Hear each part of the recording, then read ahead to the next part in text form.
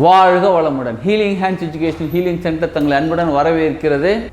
தீவினைனா மற்ற எனர்ஜி அவங்களுக்கு எதிராக அனுப்புகிறாங்க பாருங்கள், மற்ற சக்தி நிலைகள் அனுப்புகிறாங்க பாருங்கள், அதுலேருந்து எப்படி தப்பிக்கணும் அப்படின்னாலும் முதல்ல நீங்கள் பாசிட்டிவாக இருந்தால் எந்த வித தீவினையும் உங்களை பாதிக்காது. இப்போ கண் திருஷ்டி தீவினை எதுவாக இருந்தாலும் நீங்கள் சரி பண்ணிக்கிறதுக்கு முதல்ல நீங்கள் பண்ண வேண்டியது உப்பு போட்டு குளிக்கணும். அது நாங்கள் உப்பு போட்டு சாப்பிடுங்கன்னு சொல்லி கேள்விப்பட்டேன். உப்பு போட்டு குளிக்கணும். ஆமாங்க, உங்களுக்குள்ளே ஏதோ ஒரு ஃபீல் கிடைக்குது, என்னமோ தெரியல, இப்போ ஒரு மாதிரி இருக்குது, உடம்பு நல்லா தான் இருக்குது, பட் ஆனால் இருந்தாலும் ஒரு சோம்பேறித்தனம் இருக்குது, ஒரு மாதிரி டேமேஜ் ஆன மாதிரி இருக்குது, ஒரு மாதிரி அதாவது சொல்ல முடியல, என்னன்னே சொல்ல முடியல. உடம்பு வலிக்குதான்னு கேட்டாலும் இருக்குது, இல்லை மனசு சரியில்லை, ஆமாம் அதுவும் இருக்குது, என்னன்னே சொல்ல முடியல, ஒரு மாதிரி இருக்குது, இல்லை உடம்பு சரியில்லை, உடம்பு அடிக்கடி டேமேஜ் ஆகிட்டுருக்கு, இல்லை என்னோடய வாழ்க்கையில் அடுத்த லெவலுக்கு நான் கொண்டு போகிறேன், ஆனால் முடிய மாட்டேங்குது, ஏதோ ஒரு விஷயம் நம்ம சுற்றி நடக்குது, அது நல்லா தெரியுது அப்படின்னு அந்த மாதிரி ஃபீலில் இருக்கீங்க அப்படின்னால ஏதோ ஒரு கண் திருஷ்டியோ இல்லை செய்வேனையோ ஏதோ ஒன்று உங்களை பாதிச்சுக்கிட்டு இருக்குன்னு அர்த்தம். தேவையில்லாத விஷயங்கள் உங்கள் எனர்ஜிக்குள்ளே இருக்குன்னு அர்த்தம். அது எப்படி தெரியும் கிளியர் பண்ண? ஃபஸ்ட் என்ன பண்ணுங்கள், நல்லா கவனிச்சுக்கோங்க. 1 கிலோ கல் உப்பு எடுத்து தண்ணியில் கொட்டிடுங்க, நல்லா கரைச்சிடுங்க. அது நீங்கள் குளிக்கிற தண்ணி, சுட தண்ணியாக இருந்தாலும் பரவாயில்ல, பச்சை தண்ணியாக இருந்தாலும் பரவாயில்ல, எதுவாக இருந்தாலும் முதல்ல அதை நல்லா கலக்கிடுங்க. கரைஞ்ச பிறகு தலைக்கு எடுத்து குளிச்சிடுங்க. தலைக்கு நல்லா அந்த உப்பு தண்ணியை போட்டு குளிச்சுட்டு உடம்புலாம் நல்லா தேய்ச்சிக்கோங்க. தண்ணி ஊற்றி நல்லா இப்படி உடம்புலாம் தேய்ச்சிக்கோங்க. உடம்புலாம் நல்லா தேய்ச்சிட்டு அதுக்கப்புறம் நீங்கள் நார்மலாக குளிச்சுடுங்க. இதை 1 to 1 நாள் தொடர்ந்து 3 நாள் பண்ணுங்கள். அதாவது 6 நாளுக்குள்ளே தொடர்ந்து 1 to 1 நாள் பண்ணிக்கிட்டே இருங்க.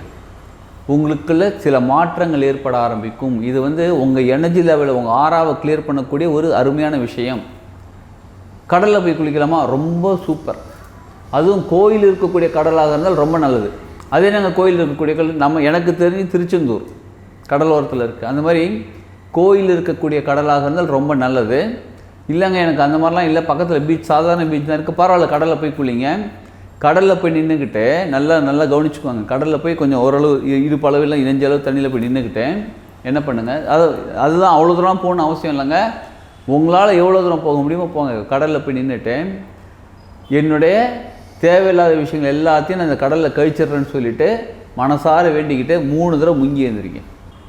நல்லா 3 தடவை முங்கி எழுந்திரிங்க. முங்கி எழுந்திரிச்சு திரும்பி பார்க்காம அப்படியே நேராக வந்துடுங்க. இது கோயிலுக்கு போகிறீங்கன்னு வச்சுக்கோங்களேன், திரும்பி பார்க்காம நேராக உங்கள் ரூமுக்கு போயிட்டு நீங்கள் மறுபடியும் ரெஃப்ரெஷ் பண்ணி குளிச்சுக்கோங்க. குளிச்சுட்டு ட்ரெஸ்லாம் மாதிரி கூட கோயிலுக்கு வாங்க. இல்லை நீங்கள் பீச்சில் வந்தீங்கன்னா நேராக வீட்டுக்கு வந்து குளிச்சுட்டு நீங்கள் நார்மல் ஆக்டிவிட்டி உங்கள் டே டு டே ஆக்டிவிட்டி செய்ய ஆரம்பிச்சிடுங்க.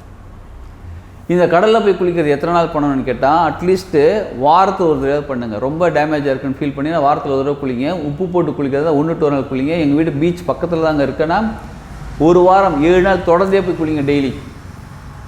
அப்போ டெய்லி குளித்தா சொல்லுவாங்க, டெய்லி குளித்தா கடலில் குளித்தா உப்பு தண்ணி அது போய்டும் இது போய்டும் சொல்லுவாங்க. அதெல்லாம் இல்லை, உங்கள் ஆறா கிளென்ஸ் ஆக ஆரம்பிக்கும், உங்கள் நிலை மாற ஆரம்பிக்கும், உங்கள் ஆறா லெவல்லேருந்து எக்கச்சக்கமான விஷயங்கள் மாற ஆரம்பிக்கும். அதனால் கடலில் போய் குளிக்க ரொம்ப சிறந்தது.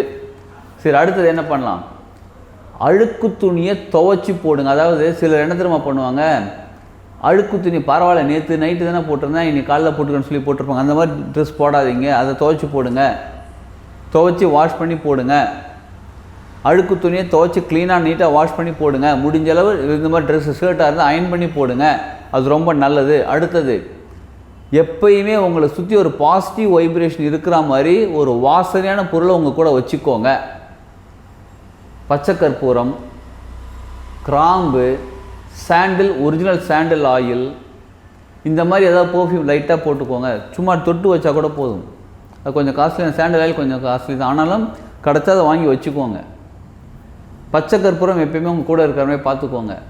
அப்போ உங்களுக்குள்ளே உங்களை சுற்றியும் உங்களுக்குள்ளேயும் ஒரு தெய்வீக சக்தி இருந்துக்கிட்டே இருக்கிற மாதிரி பார்த்துக்கோங்க. அதே மாதிரி நீங்கள் முடிஞ்சாலும் வெளிச்சத்தில் இருக்கிற மாதிரி பாருங்கள். தூங்கும்போது இருட்டில் தான் இருக்கணும்.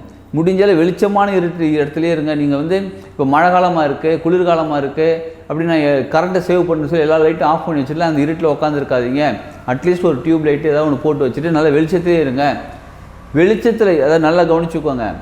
நம்ம எந்த அளவுக்கு பகல்லையும் சரி இருட்டில் தூங்கும்போது வரும், லைட்லாம் ஆஃப் பண்ணிட்டு தான் தூங்கணும். இருட்டில் தூங்கும்போது பகலில் நம்ம எந்த அளவுக்கு வெளிச்சத்தில் இருக்கோமோ தேவையில்லாத தீய சக்திகள்லாம் நம்ம விட்டு போயிடும். சூரிய வெளிச்சம் உங்கள் உடம்புல படுற மாதிரி நீங்கள் சூரியனை போய் பாருங்கள். காலையில் ஏந்திரிச்சு போய் சூரியனை போய் பாருங்கள். இது மழை காலமாக இருக்குது, குளிர்காலமாக இருக்குன்னா பரவாயில்ல, வெயில் காலமாக இருக்கா ஓகே, சூரியன் வந்துட்டாரா போய் சூரியனை போய் பாருங்கள். சூரியனோட சக்தி உங்கள் மேலே பட தேவையில்லாத விஷயங்கள் உங்களை விட்டு விலக ஆரம்பிக்கும். உங்ககிட்ட அதாவது எக்ஸிட் ஆக ஆரம்பிப்பாங்க. அடுத்தது ரொம்ப முக்கியமாக, இந்த மாதிரி பாதிப்பு இருக்குன்னு நீங்கள் ஃபீல் பண்ணிங்கன்னா முடிஞ்ச அளவு ஒயிட் கலர் ஷர்ட் போடுங்க, ஒயிட் கலர் ட்ரெஸ் போடுங்க, லைட் கலர் ட்ரெஸ் போடுங்க. டார்க் கலர் ஷர்ட் அதிகம் யூஸ் பண்ணாதீங்க, டார்க் கலர் ட்ரெஸ் அதிகம் யூஸ் பண்ணாதீங்க. அது என்னங்க டார்க்குன்றீங்களா? டார்க் கலர் எப்பயுமே வந்து சிலருக்கு வந்து டல்லாக காமிக்கிற மாதிரி இருக்கும். ஒயிட் கலர் போட்டிங்கன்னா உங்களுக்கு பிரைட்டாக காமிக்கும், உங்களுக்கே அந்த டிஃப்ரெண்ட் தெரியும். சில பெண்கள் சொல்லுவாங்க என்னால் ஒயிட் ட்ரெஸ்லாம் போட முடியலங்க அப்படின்னா ஒயிட் பேஸ்டு ட்ரெஸ்ஸாக போட்டுக்கோங்க. நல்லா அதிகமான ஒயிட் இருக்கிற மாதிரியும் சில டாட் இருக்கிற மாதிரி சில டிசைன் போட்ட மாதிரி சுடிதார் சாரி அந்த மாதிரிலாம் இருப்பாங்க. அந்த மாதிரி ட்ரெஸ் போட்டிங்கனாலும் உங்ககிட்ட இருக்கக்கூடிய தேவையில்லாத விஷயங்கள் உங்களை விட்டு விலக ஆரம்பிக்கும். நெயிலெலாம் கட் பண்ணி க்ளீனாக வச்சுக்கோங்க. எப்பயுமே நல்ல எண்ணங்களோடு இருங்க. எல்லாருமே நல்லா இருக்கும்னு நினைக்க ஆரம்பிங்க. நீங்கள் எந்த அளவுக்கு சுத்தமாக இருக்கிறீர்களோ, நீங்கள் எந்த அளவுக்கு மனசாலையும் உடம்பாலையும் சுத்தமாக இருக்கிறீர்களோ அந்த அளவுக்கு உங்ககிட்ட இருக்கக்கூடிய நெகட்டிவ் எனர்ஜி வெளில போகும். எந்த தீய சக்தி, இந்த கெட்ட எனர்ஜி உங்ககிட்ட வந்து சேராது. பெண்கள் நீங்கள் என்ன தெரியுமா பண்ணுங்க, மஞ்சள் தேய்ச்சி குளிங்க. உப்பு போட்டு குளிக்கிறது கரெக்டாக தான் இருந்தாலும் மஞ்சள் தேய்ச்சி குளிங்க. அதாவது இழைச்சி, மஞ்சள் இழைச்சி அதை தடவி குளிங்க. அது மாதிரி இப்போ நிறைய கிடைக்கிறது இல்லை, அது நிறைய பேர் அந்த மாதிரி பண்ணுறதும் இல்லை. அது என்ன மஞ்சள் தேய்ச்சி குளிக்கிறது அப்படி மாதிரி ஒரு மாதிரி பார்க்க ஆரம்பிச்சிட்டாங்க.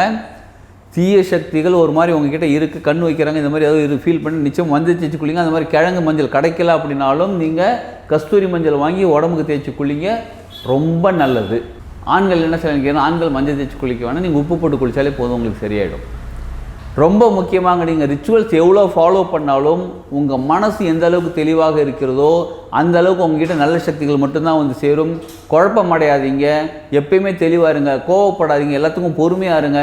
எல்லாமே நமக்கு பிரபஞ்சத்துக்கு மேலே நம்பிக்கை வைங்க, இறைவன் மேலே நம்பிக்கை வைங்க, கடவுள் மேலே நம்பிக்கை வைங்க. எனக்கு எல்லாமே சரி பண்ணி கொடுங்க, நீங்கள் அவங்ககிட்ட கேளுங்க, உங்களுக்கு எல்லாமே சரி பண்ணி கொடுப்பாங்க.